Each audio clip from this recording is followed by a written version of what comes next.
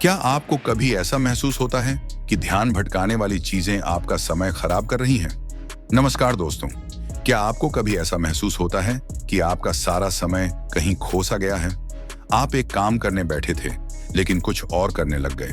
दोस्तों, आज हम बात करेंगे डिस्ट्रैक्शन की, ये कैसे होता है और इससे बचने के तरीके क्या हो सकते हैं। डिस्ट्रैक्शन का मतलब है कि आप जिस काम पर ध्यान देना चाहते हैं, उससे आपका फोकस हट जाता है और आप किसी दूसरे कम जरूरी काम में उलझ जाते हैं। डिस्ट्रैक्शन के उदाहरण: आपने सोचा था कि बस 5 मिनट के लिए सोशल मीडिया चेक करेंगे, लेकिन पता चला कि 1 घंटा स्क्रॉलिंग में निकल गया।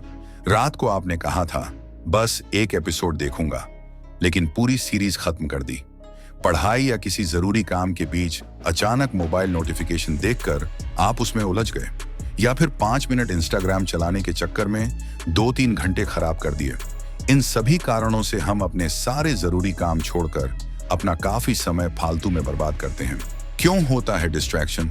मोबाइल और सोशल मीडिया का आकर्षण, आसान और मनोरंजक चीजों को चुनना, अपने लक्ष्य को स्पष्ट न रखना।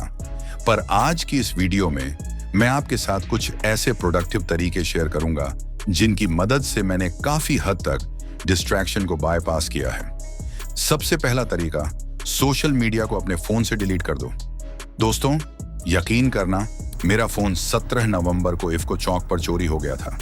उसके बाद 2-3 दिन तक, जब तक मैंने नया फोन नहीं लिया, मेरे पास हर काम के लिए बहुत समय रहता था। दिन भी मुझे काफी बड़े बड़े लगते थे, लेकिन जैसे ही मैंने नया फोन लिया, उसके बाद से फिर से मेरे पास समय की कमी होने लगी। और जब भी रात को सोता था तो मुझे लगता था कि यार, आज फिर से एक दिन और खराब कर दिया। मुझे बहुत पछतावा होता था। दोस्तों, हकीकत यह है कि जब मेरे पास फोन नहीं था तो ना तो मुझे किसी सोशल मीडिया को खोलने की तलब होती थी और ना ही मेरा ज्यादा समय खराब होता था। और अगर दोस्तों, हम इंस्टाग्राम पर हों या ना हों, इससे किसी की जिंदगी में कोई फर्क नहीं पड़ता। सबका अपना मस्त चल रहा है, लेकिन हमें लगता है कि अगर हम इंस्टा या फेसबुक नहीं चलाएंगे तो हमारे साथ के लोग हमसे कई गुना आगे निकल जाएंगे। यकीन करना दोस्तों, किसी को किसी से कोई मतलब नहीं होता। सब अपनी जिंदगी में काफी उलझे हुए हैं। ज्यादा मत सोचो, और अगर अपनी जिंदगी में कुछ करना है तो कुछ दिन सिर्फ और सिर्फ अपने में बिजी हो जाओ। एक बार खुद को स्थिर कर लो, उसके बाद जो मन करे वो करना। दोस्तों, पैसा भगवान नहीं है, लेकिन भगवान से कम भी नहीं है। और अगर तुम अपनी जिंदगी में पैसा नहीं कमा पाए तो आगे चलकर बहुत पछतावा करोगे। दूसरा तरीका, ना कहना सीखो। सेइंग नो, ना कहना, एक ऐसी आदत है जिसे लोग अक्सर नजरअंदाज करते हैं या यह सोचकर नहीं अपनाते कि यह दूसरे लोगों के साथ रिश्तों को प्रभावित कर सकता है। लेकिन अगर आप अपनी जिंदगी में कुछ महत्वपूर्ण बदलाव करना चाहते हैं तो ना कहना बहुत जरूरी हो जाता है। आइए इसे और विस्तार से समझते हैं। 1. अपनी प्राथमिकताओं पर ध्यान दें।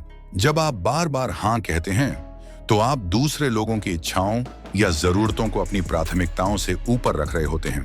लेकिन अगर आप अपने जीवन में सही दिशा में बढ़ना चाहते हैं तो सबसे पहले आपको यह तय करना होगा कि आपकी प्राथमिकताएं क्या हैं। क्या आपके पास अपनी पढ़ाई या करियर पर ध्यान देने का समय है? क्या आपको फिटनेस, स्वास्थ्य या व्यक्तिगत विकास पर ध्यान देना है? क्या आपके पास खुद को आराम देने का समय है?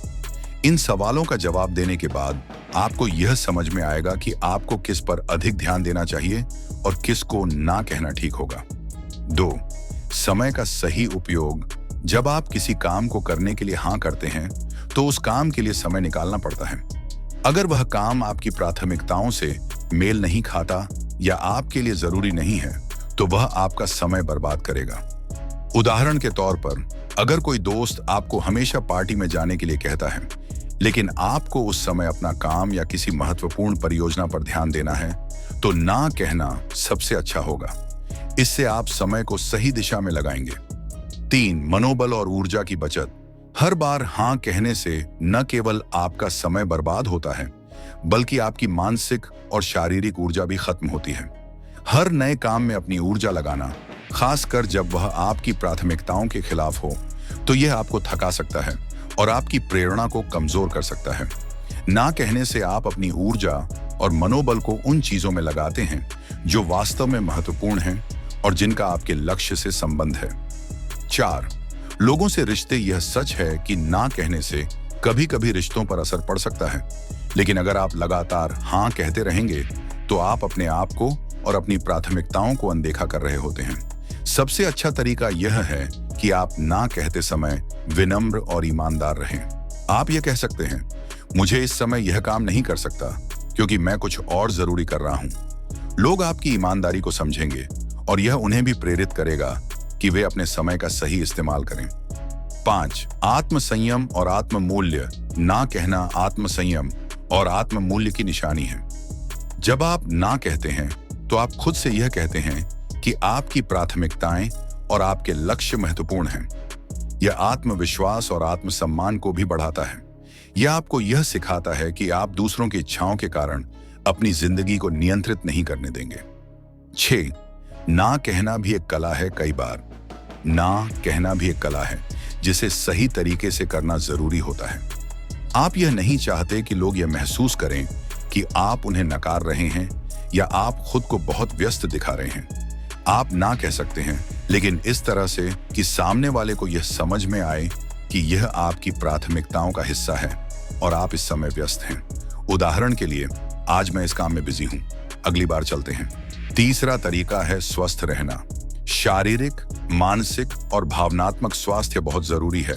संतुलित आहार लें, नियमित व्यायाम करें, पर्याप्त नींद और हाइड्रेशन का ध्यान रखें। आपका शरीर और दिमाग तभी अच्छे से काम करेंगे जब आप इन चीजों का ध्यान रखेंगे। मानसिक शांति के लिए योग और ध्यान की आदत डालें। तो दोस्तों, ध्यान भटकाने वाली चीजों से बचने के लिए ये 3 तरीके अपनाएं। सोशल मीडिया को डिलीट करें, ना कहना सीखें, अपनी सेहत का ध्यान रखें। जब आप इन चीजों पर ध्यान देंगे तो आप अपनी लाइफ को बहुत अच्छे से कंट्रोल कर पाएंगे और डिस्ट्रैक्शन से दूर रहकर अपने लक्ष्यों को पा सकेंगे। अगर आपको ये वीडियो पसंद आया हो तो लाइक और सब्सक्राइब जरूर करें और कमेंट में बताएं कि आप किस तरीके को आजमाने वाले हैं। मिलते हैं अगले वीडियो में, तब तक के लिए स्टे फोकस्ड, स्टे हेल्दी।